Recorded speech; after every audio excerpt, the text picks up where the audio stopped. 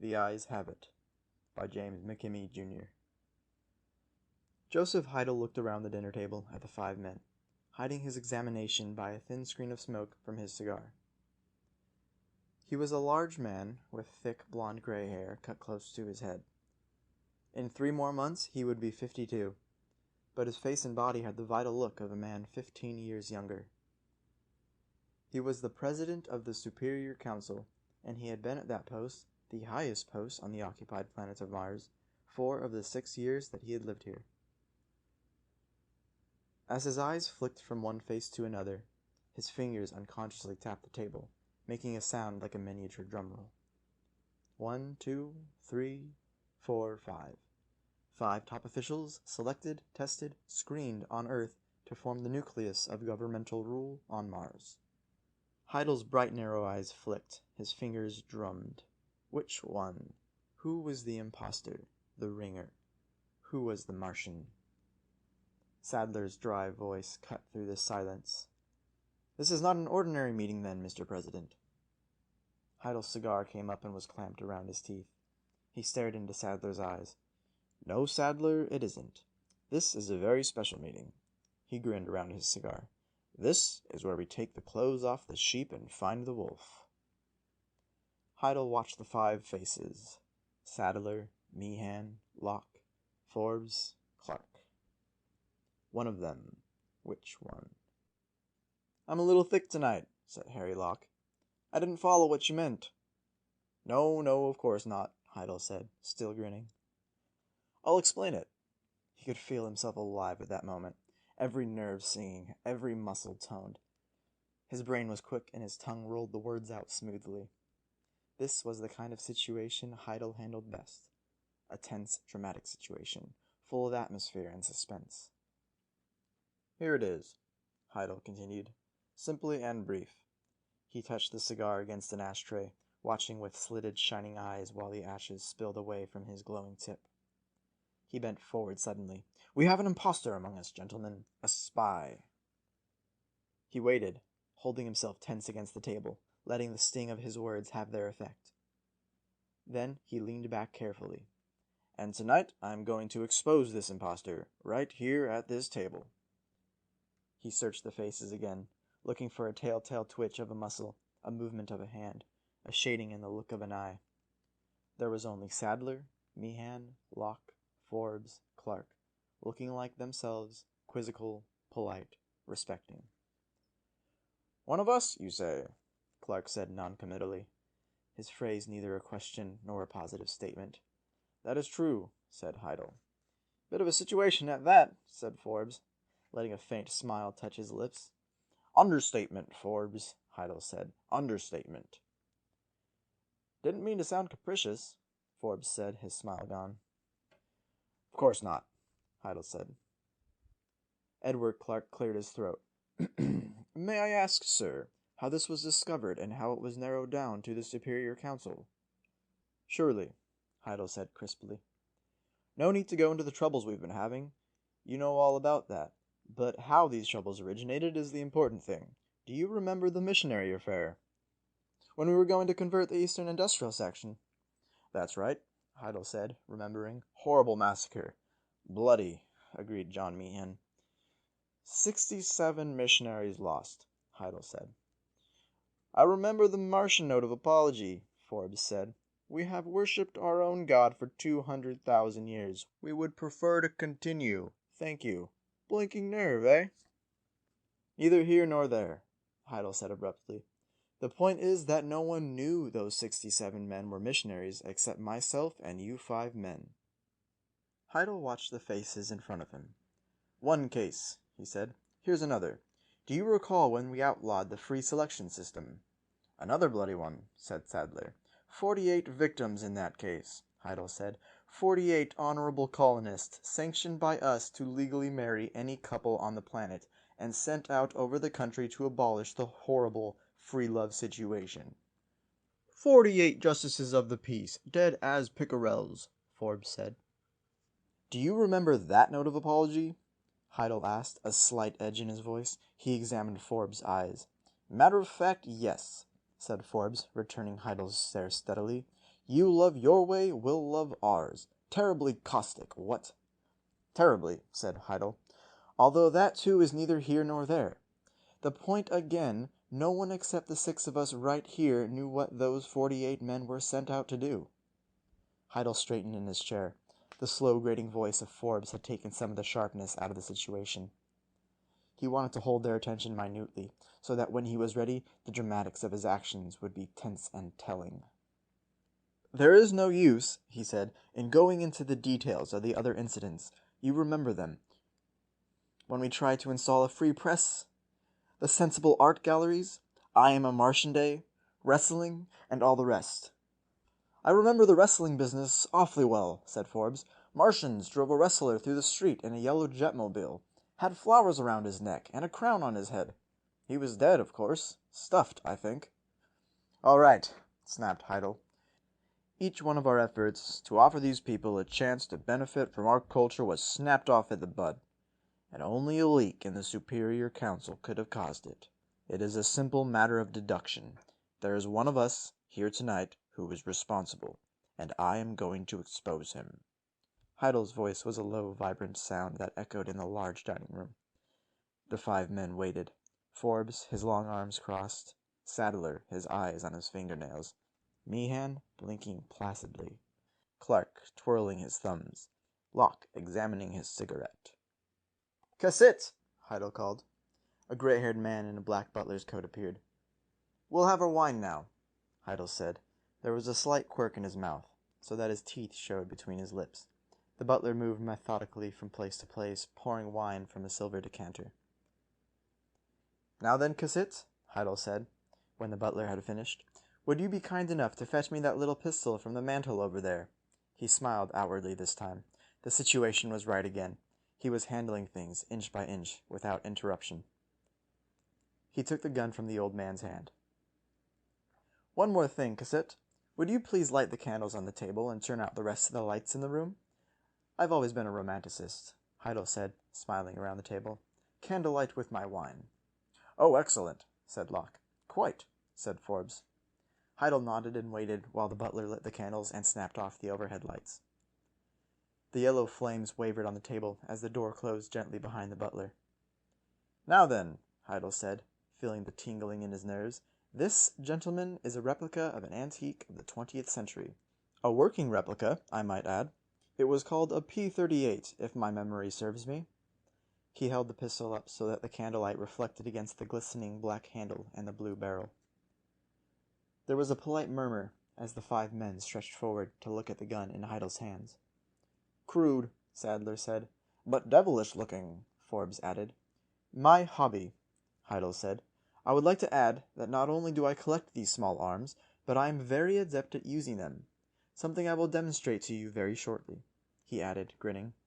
"Say now," nodded Meehan. "That should be jolly," Forbes said, laughing courteously. "I believe it will at that," Heidel said. "Now, if you will notice, gentlemen," he said while touching the clip ejector of the pistol and watching the black magazine slip out into the other hand, "I have but 5 cartridges in this clip. Just 5, you see." They all bent forward, blinking. "Good," said Heidel, shoving the clip back into the grip of the gun. He couldn't keep his lips from curling in his excitement, but his hands were as steady as though his nerves had turned to ice. The 5 men leaned back in their chairs. "Now then, Meehan," he said to the man on the opposite side of the table, "would you mind moving over to your left so that the end of the table is clear?" "Oh?" said Meehan. "Yes, of course." He grinned at the others, and there was a ripple of amusement as Meehan slid his chair to the left. "Yes," said Heidel. "All pretty foolish looking, perhaps, but it won't be a few minutes when I discover the man of a Martian who's in this group, I'll tell you that." His voice rose and rang in the room, and he brought the glistening pistol down with a crack against the table. There was dead silence, and Heidel found his smile again. "All right, now I'll explain a bit further. Before Dr. Kingley, the head of our laboratory, died a few days ago, he made a very peculiar discovery. As you know, there has been no evidence to indicate that the Martian is any different physically from the Earthman. Not until Dr. Kingley made his discovery, that is." Heidel looked from face to face. "This is how it happened," he went on. Dr. Kingley, he paused and glanced about in false surprise. I beg your pardon, gentlemen. We might as well be enjoying our wine. Excellent port, very old, I believe. Shall we? He asked, raising his glass. 5 other glasses shimmered in the candlelight. Let us, toast success to the unveiling of the rotten Martian who sits among us, shall we?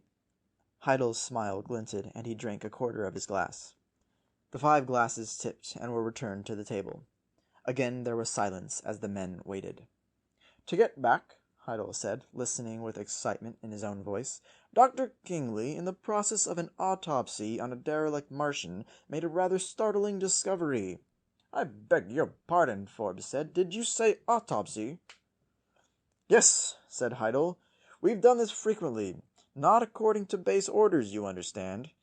He winked. But a little infraction now and then is necessary. I see, said Forbes. I just didn't know about that. No, you didn't, did you? Said Heidel, looking at Forbes closely. At any rate, Dr. Kingley had developed in his work a preserving solution, which he used in such instances, thereby prolonging the time for examination of the cadaver, without experiencing deterioration of the tissues. This solution was merely injected into the bloodstream, and sorry again, sir, but you said bloodstream. Yes, Heidel nodded. This had to be done before the cadaver was a cadaver, you see. I think so, yes, said Forbes, leaning back again. Murdered for an autopsy, what? Heidel's fingers closed around the pistol. I don't like that, Forbes. Terribly sorry, sir. To get on, Heidel said finally, his voice a cutting sound. Dr. Kingley had injected this solution, and then, well, at any rate, when he returned to his laboratory, it was night. His laboratory was black as pitch. I'm trying to paint the picture for you, gentlemen. And the cadaver was stretched out on the table, you see. And before Dr. Kingley switched on the lights, he saw the eyes of the dead Martian glowing in the dark like a pair of hot coals. Weird, said Sadler. Ghostly, said Clark. The important thing, Heidel said curtly, is that Dr. Kingley discovered the difference then between the Martian and the Earthman. The difference is the eyes. The solution, you see, had reacted chemically to the membranes of the eyeballs, so that it happened they lit up like electric lights. I won't go into what Dr. Kingley found further when he dissected the eyeballs. Let it suffice to say the Martian eyeball is a physical element entirely different from our own. At least from those of 5 of us, I should say. His grin gleamed. He was working this precisely and carefully, and it was effective. Now, however, he continued, it is this 6th man who is at issue right now. The fly in the soup, shall we say, and in just a few seconds I am going to exterminate that fly. He picked up the pistol from the table. As I told you, gentlemen, I am quite versatile with this weapon. I am a dead shot, in other words, and I am going to demonstrate it to you. He glanced from face to face. You will notice that since Mr. Meehan has moved, I have a clear field across the table. I don't believe a little lead in the woodwork will mar the room too much, would you say, Forbes? Forbes sat very still. No, I shouldn't think so, sir. Good, because I'm going to snuff out each of the 4 candles in the center of this table by shooting the wick away. You follow me, gentlemen? Locke, Meehan, Sadler? Heads nodded. Then perhaps you are already ahead of me. When the last candle is extinguished, we will have darkness, you see. And then I think we'll find our Martian rat. Because, as a matter of fact, Heidel lulled his words, I have taken the privilege of adding to the wine we have been drinking Dr. Kingley's preserving solution, non-tasteful, non-harmful, except, that is, to 1 man in this room. Heidel motioned his gun. And God rest the man's soul. Because if you will remember, I have 5 bullets in the chamber of this pistol, 4 for the candles, and 1 for the brain of the man whose eyes light up when the candles go out. There was a steady, deadly silence while the flames of the candles licked the air. I think, however, Heidel said, savoring the moment, that we should have 1 final toast before we proceed. He lifted his glass. May the receiver of the 5th bullet rest in peace. Drink up. The glasses were drained and placed again on the table. Watch carefully, Heidel said, and lifted the pistol. He aimed at the first candle. The trigger was taut against his finger. The explosion loud in the room. 1, said Heidel. He aimed again. The explosion. 2, he said.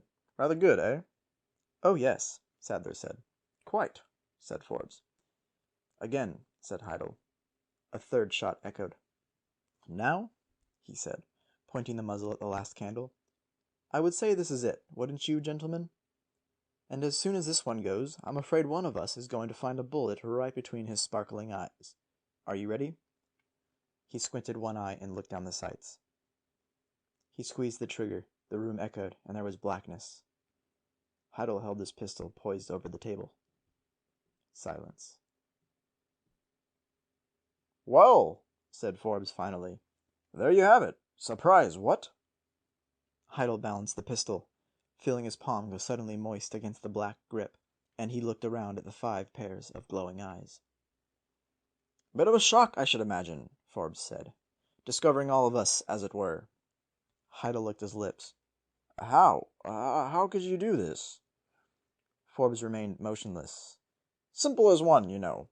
Put men on rockets going back to Earth in place of returning colonists. Study, observe, learn, shift a record here and there, forge, change pictures, all that sort of thing. Poor contact between here and Earth, you know. Not too difficult. I'll get one of you, Heidel said, still balancing his pistol tightly. Well, possibly, Forbes said. But no more than one. And you have 3 guns pointed at you. We can see you perfectly, you know, as though it were broad daylight. One shiver of that pistol and you're dead. Why have you done this? Heidel said suddenly. Why? Everything was done for the Martian. We tried to give you freedom and culture, the benefit of our knowledge. We didn't like your wrestlers, Forbes said. Heidel's nostrils twitched, and suddenly he swung the pistol. There was a crashing explosion, and then silence. Good, said Forbes. I don't think he got the last one fired. You're all right, then? Asked Meehan, putting his gun on the table. Oh, quite. Rather dramatic altogether, eh? Nerve-tingling, Locke agreed. Forbes turned in his chair and called, Oh, cassette! The butler opened the door to the darkened room, hesitated, and reached for the light switch. No, Forbes said, smiling. Never mind that. Come over here, will you please? The butler crossed the room slowly. It's all right, Forbes said. The president will notice nothing whatsoever, cassette. Would you mind pouring us all another glass of wine? I'm frightfully crazy about that port, eh? There was a murmur of agreeing voices. The butler lifted the silver decanter and filled glasses, moving easily and surely in the darkness. Cheers, said Forbes. Cheers, said the others, over a clink of glasses. The end. The Eyes Have It by James McKimmey, Jr.